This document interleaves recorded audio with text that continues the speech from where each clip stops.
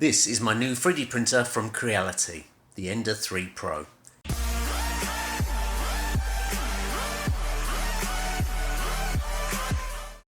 If like me you've been considering buying a 3D printer for quite some time but had no idea what you was getting yourself into, then let me put your mind at rest as I quickly go over the basics in setting up and using this printer. Now, this video isn't going to be showing you how to build your printer, as there's only 12 simple steps in setting this printer up and it's well documented here in the instruction leaflet. If by chance you have a problem, Creality have kindly included a step-by-step video on the memory stick that's included. Currently this printer is around $200, which is classed as a budget printer, and I'll leave you a link below in the description for the cheapest price. Everything you need is in the box, which includes all the supply tools and even quite a generous amount of PLA filament for you to try out your first few prints.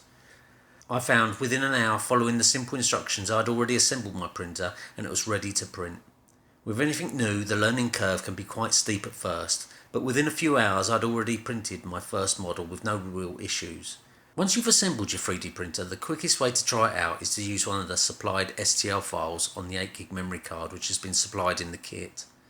At this point you'll need to install the slicer program on your PC and follow the setup procedure and tell it that you're using an Ender 3 Pro so it knows the size of your print bed and is able to print the correct size, and you're ready to go.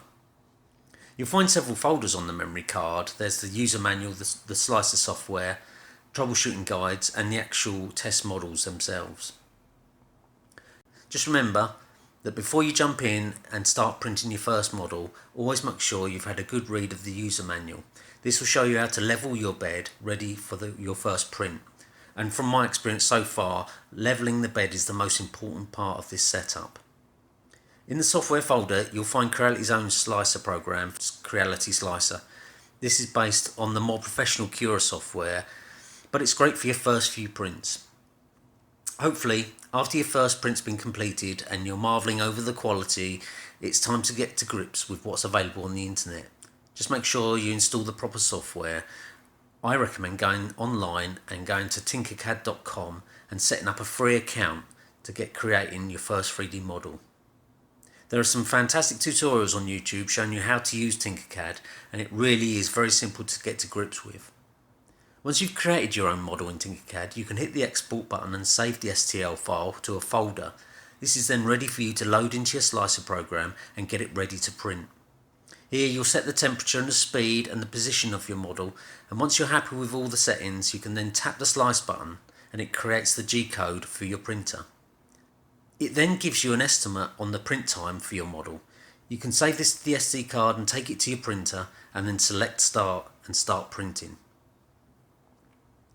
The supplied filament won't last you very long, and the most popular filament is called PLA. It's very easy to print and has a vast amount of colours, and the results are normally very satisfying. You'll find that when you order a reel of filament, they tend to have the temperature settings that you need to set in your slicer program to get that perfect print.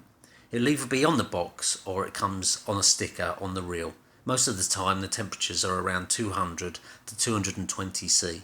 What I've noticed is when you're printing, the printer can be quite loud at night, and to give you some idea, I have a decibel reading on screen, and as these prints can take several hours to produce, it may be a good idea to have it in a separate room or somewhere you can close the door to limit the noise at night for those big overnight prints. If you're not up to designing your own fantastic models straight away, then there are some fantastic websites out there like Thingiverse or My Mini Factory that you can download models and print from. In my opinion, overall this printer is a great first time printer. It lets you get into the hobby, and looking at all the other reviews it clearly is a very reliable and popular machine. Over the next few weeks I'm hoping to create more videos with additional prints that can add and customise the printer to how I want it. Anyway, I'll leave the links below and I'll see you next time.